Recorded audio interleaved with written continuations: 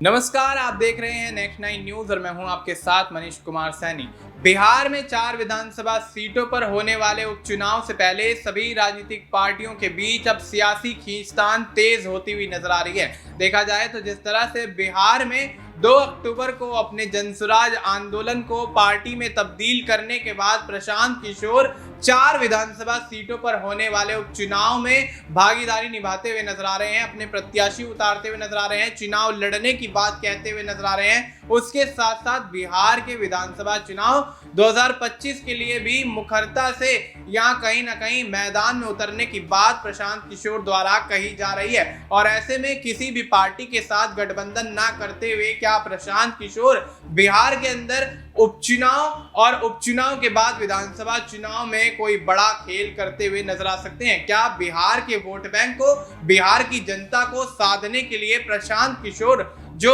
दावे और वादे करते हुए नजर आ रहे हैं, क्या उनके दावे और वादे पूरी तरह से कामयाब होते हुए नजर आएंगे? क्या जिस तरह से आरजेडी और जेडीयू के खिलाफ प्रशांत किशोर मोर्चा खोलते हुए उनकी सरकार को घेरते हुए नजर आ रहे हैं, क्या प्रशांत किशोर वाकई अब अपनी रणनीतियों को लेकर, अपनी पार्टी को लेकर बिहार के विधानसभा चुनाव के लिए और बिहार विधानसभा के जो उपचुनाव होने हैं उसके लिए पूरी तरह से आश्वस्त हैं? ये एक बड़ा सवाल बिहार की राजनीति में बनता हुआ नजर आ रहा है। देखा जाए तो प्रशांत किशोर राजनीतिक सलाहकार के तौर पर भूमिका अदा करते हुए नजर आए, यहाँ तक कि ये भी कहते हुए नजर आए कि 10 राज्यों में अब भी उनके द्वारा रणनीतियों के माध्यम से बनाई गई सरकार संचालित है। और ऐसे में प्रशांत किशोर का कॉन्फिडेंस लेवल काफी ज्यादा हाई होता हुआ नजर आ रहा है। और बिहार के अंदर महिलाओं के जो मुद्दे हैं उन पर मुखरता से बोलते हुए नजर आते हैं। और साथ ही बिहार के अंदर शिक्षा की व्यवस्था को बेहतर करने के लिए प्रशांत किशोर तमाम बड़े ऐलान करते हुए नजर आ रहे हैं। और ऐसे में देखा जाए तो बिहार के अंदर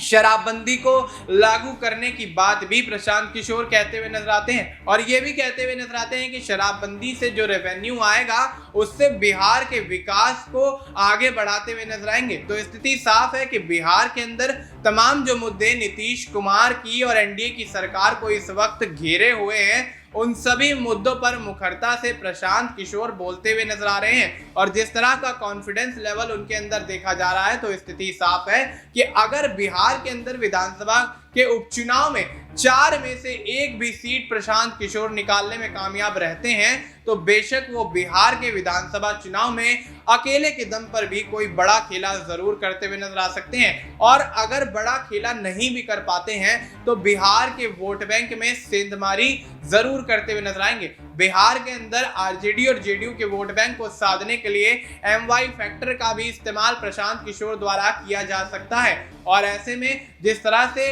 अब यात्राओं पर यहाँ पर प्रशांत किशोर निकलते हुए देखे जा रहे हैं और जिस तरह से बिहार की जनता से जुड़ने के लिए, उनके मुद्दों को समझने के लिए, उनकी जन समस्याओं को समझने के लिए, उन पर काम करने के लिए, उन पर रणनीतियां बनाने के लिए जिस तरह से प्रशांत किशोर मैदान में उतरे हुए हैं तो स्थिति साफ है कि वो अपनी सियासी जमीन को मजबूत करने की जो फिराक है उसमें लगे हुए हैं। और ऐसे में अब देखा जाए तो बिहार के अंदर प्रशांत किशोर के चुनावी मैदान में उतरने से कहीं ना कहीं एनडीए गठबंधन में तो हलचल जरूर मची हुई है, लेकिन आरजेडी भी कहीं ना कहीं इस बात को लेकर घबराती हुई नजर आ रही है कि अगर प्रशांत किशोर बिहार की राजनीति में कुछ सीटें निकालने में कामयाब हो जाते हैं तो अगले चुनाव में वो बेशक यहाँ अच्छा बहुमत हासिल कर सकते हैं। लेकिन प्रशांत किशोर जिस तरह से अब भारतीय जनता पार्टी हो, आरजेडी हो, जेडीयू हो, तमाम राजनीतिक पार्टियों को घेरते हुए नजर आ रहे हैं तो स्थिति साफ है कि गठबंधन तो किसी से फिलहाल नहीं करेंगे।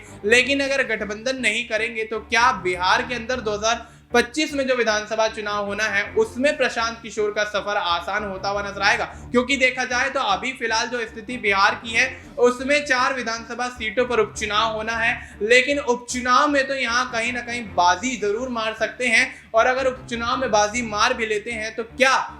अपने आप को इस कदर मजबूत यहाँ प्रशांत किशोर 2025 के विधानसभा चुनाव तक कर पाएंगे कि वो अपनी पार्टी को खुद को अकेले लेकर चलते हुए नजर आए और सभी राजनीतिक पार्टियों के लिए कड़ी चुनौती बनते हुए नजर आए। और ऐसे में अगर प्रशांत किशोर द्वारा एक कड़ी चुनौती यहाँ तमाम राजनीतिक पार्टियों को मिलती है तो बेशक सभी राजनीतिक पार्टियों को अपनी तमाम रणनीतियां बदलने की यहाँ पर सोचने की आवश्यकता पड़ने की यहाँ पर संभावनाएं नजर आ रही हैं। और ऐसे में अब कहीं ना कहीं जिस तरह से प्रशांत किशोर अब बिहार की राजनीति में जनता को साधने के लिए नए नए पैंतरे आजमाते हुए नजर आ रहे हैं, तो स्थिति साफ है कि बिहार के अंदर प्रशांत किशोर अब ज्यादा से ज्यादा सीटों पर कब्जा करने के लिए नई रणनीतियों के माध्यम से आरजेडी जेडीयू को तो एक बड़ी टक्कर जरूर देते हुए नजर आएंगे। लेकिन फिलहाल जो एनडीए गठबंधन के अंदर बिहार की राजनीति में जो सियासी खींचतान देखने को मिल रही है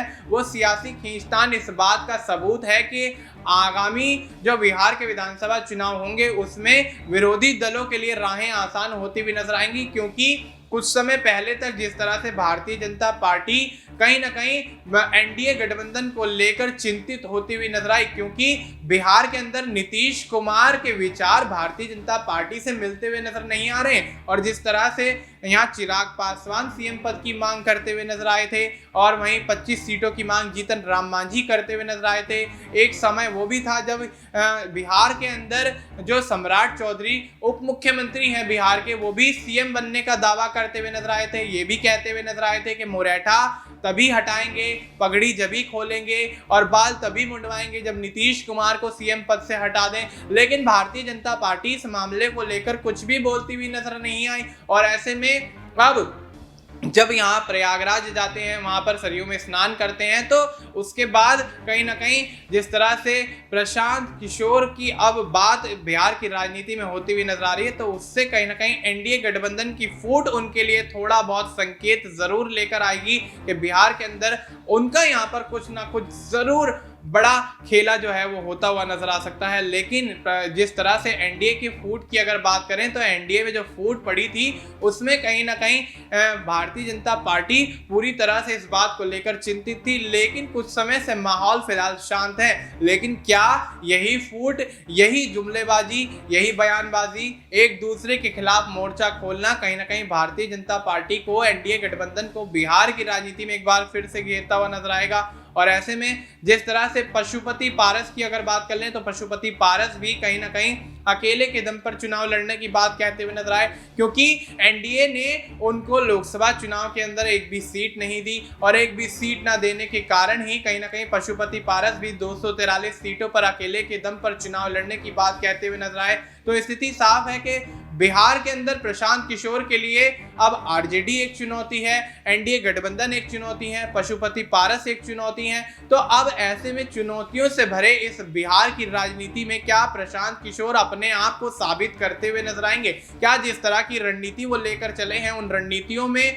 कहीं ना कहीं कामयाबी हासिल करते हुए नजर आएंगे? क्या प्रशांत किशोर बिहार की सियासत को हिलाने के लिए पूरी तरह से जो दमखम दिखाते हुए नजर आ रहे हैं उससे यहाँ पर कहीं ना कहीं कोई बेहतर रिजल्ट उनके फेवर में आता हुआ नजर आएगा? ये तमाम सवाल जो बिहार की सियासत में इस वक्त उठते हुए नजर आ रहे हैं उस पर कहीं ना कहीं प्रशांत किशोर का राजनीतिक भविष्य टिका हुआ है। अब ऐसे में प्रशांत किशोर को लेकर किस तरह से बिहार की राजनीति में आगे उथल पुथल मचती हुई नजर आएगी, देखना दिलचस्प होगा। फिलहाल के लिए इतना ही। देश और दुनिया से जुड़ी तमाम जानकारी के लिए आप देखते रहिए नेक्स्ट 9 न्यूज़।